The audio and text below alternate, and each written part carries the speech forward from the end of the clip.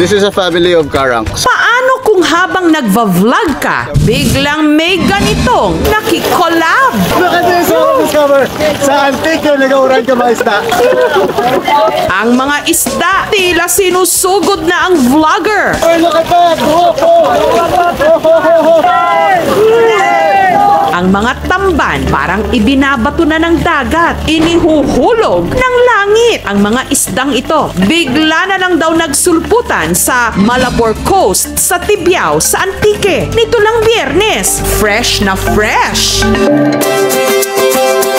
Alas 10 ng umaga, nakaabang na ang mga mangingisda para kunin ang kanilang huli. Ready ka na, sir? Kasama rin nila si Flord, ang vlogger na may-ari ng ginamit na lambat. Negosyo po ng pamilya po namin since 1991. Every day po, alas 5 po ng umaga tsaka alas 3 ng hapon. Tapos natawagin na yung mga 20 na fisherman para hulihin yung mga isda. Ilang sandali pa, 24 ng mga mangingisda ang nagtulong-tulong para hilahin ang lambat. Sa umpisa, tila may kumukulo-kulo sa ibabaw ng dagat.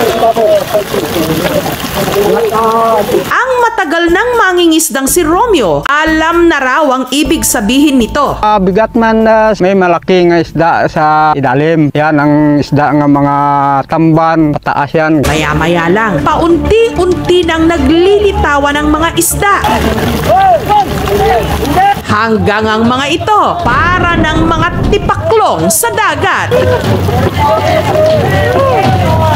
Tumatalon actually sa taas ng tubig. So, nakakamangha. Sa dami, ang ilang sardinas o tamban, kusa nang sumasakay sa balsa. And then rains of tamban, mga discover. Sa kabilang dulo naman ng lambat, 2 bangka ang nakaabang para siguradong ang mga isda walang kawala. Look at this, mga discover. Sa antique yung nag-auran ka mga isda. Ay, look at that! Pero patikim pa lang pala ito dahil makalipas lang ang 10 minutong paghila sa lambat, ang mga sumusugod na tamban umabot na sa libo-libo.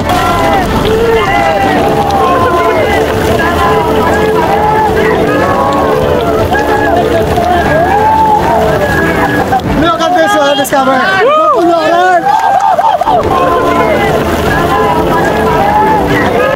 Amo dito, tuwid sa balsa. Umuulan ang isda mula sa langit, napakasaya. Hindi mo maintindihan yung feeling na parang nanalo ka rin sa loto. Tila sinasampal ng araw si Flord. Hindi po masakit yung pagtama ng isda kasi maliliit lang naman tsaka hindi ganon kalakas compared sa mga bangus. Yan, umuulan ng isda. Grabe, lupit. Palis! Pasensya agad, na-excite kami dahil boy fruity. Yung experience na sino mag-expect na yung isda hindi na matatrap or may entangle doon sa net. Sila mismo yung pumapasok doon sa balsa. What a blessing for Tibiao. Makaka-discover in my 34 years of experience. I'm very ecstatic. Nung napalitaan ng ibang mga mangingisda na parang umuulan ng isda, 25 ng mga bangka ang nagsanib puwersa. Tamban, alin sa langit. Hindi galing sa dagat, galing na sa langit. Sa Antique, gauran ang tamban. Ang paglundag-lundag ng mga tamban umabot ng mahigit 45 minuto at nung hinango ang net,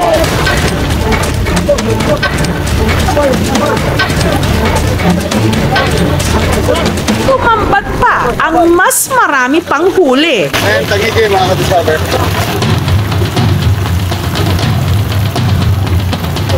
Yung iba ngang mga bangka parang sumalo o sumahod na lang ng mga isda. Almost 1/4 ka baruto na napuno ka tamban.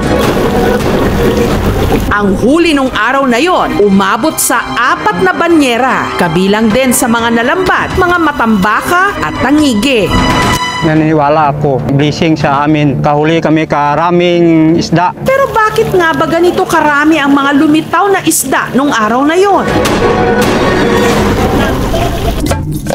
Bahagi rin kasi ng Cuyo East Passage ang probinsya ng Antique, isang itinuturing na tuna highway at ruta daw talaga ng mga migratory fish. Isang school of fish ng sardines, pumasok sila sa lambaklad. So ang tendency, natural mechanism ng isda, makikita mo sa video, para siyang umuulan. Kasi nga, the fish has the natural reaction na kumawala sa lambat. Kumakain yon sa ating municipal waters. Kasi ang pagkain ng mga maliliit na isda is basically phytoplanktons, which is marami doon sa municipal waters or yun nga sa bayan ng Tibiao. Legal siya na klase ng pagpangisda. Blessed ang Pilipinas, blessed ang Antique in terms of natural resources. Basta, nagtutulungan po tayong mga community pag-implement ng mga fisheries laws. And in effect, dumagsa po ang mga isda dito sa Antique.